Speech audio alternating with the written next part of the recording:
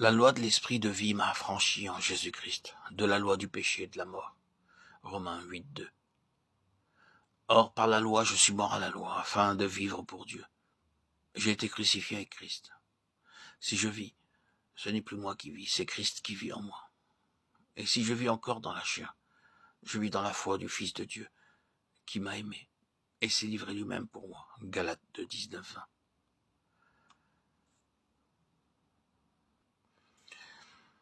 Ici, en un mot, nous trouvons la loi de la vie liée à la foi. La vie en Christ est une vie de foi. Lorsque nous arrivons sur une base de résurrection par une expérience semblable à celle de Noé, nous sommes inévitablement sur une base de foi. Il est bon que nous le reconnaissions aussitôt. Il est très beau de contempler la vie de résurrection. Chacun d'entre nous donnera une réponse à cette idée. Nous n'aurons aucune controverse ni aucune difficulté à l'accepter. Mais comprenons bien que la base de la résurrection entraîne avec elle, inévitablement et inséparablement, une vie de foi. Il est impossible de connaître cette vie autrement que dans le chemin de la foi. Et c'est dans le chemin de la foi que cette vie grandit. Ces deux choses vont ensemble. L'une découle de l'autre. Le témoignage que Noé rendait tandis qu'il construisait l'arche, c'était qu'il était en dehors de l'état de choses qui existait alors. Il préparait un exode, un moyen, une voie de sortie. Par la construction de l'arche, il déclarait ce fait. Je ne suis pas en ceci, je suis en dehors de ceci. Nous ne sommes donc pas surpris de ce que les premiers mots qui nous soient dits au sujet d'Abraham soient ceci. Quitte ton pays, sors. Nous sommes sur le même terrain.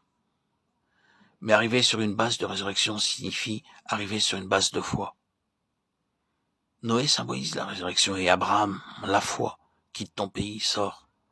La vie elle-même est une vie de foi. Nous ne parlons pas ici de la manière de vivre. C'est la vie elle-même qui est une vie de foi.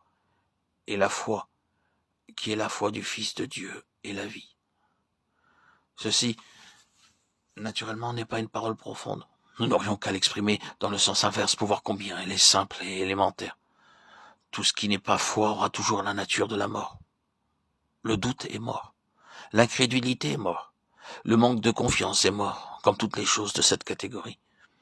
Les questions, les controverses, tout ce qui est dépourvu d'une simple foi ne peut que nous amener dans une impasse, nous mettre sous un arrêt. C'est la mort. Nous voyons donc la loi de la vie opérer avec Abraham dans la ligne de la foi. Une foi qui agit de plus en plus profondément, qui produit la vie, dans une mesure toujours grandissante. Ces deux choses vont ensemble.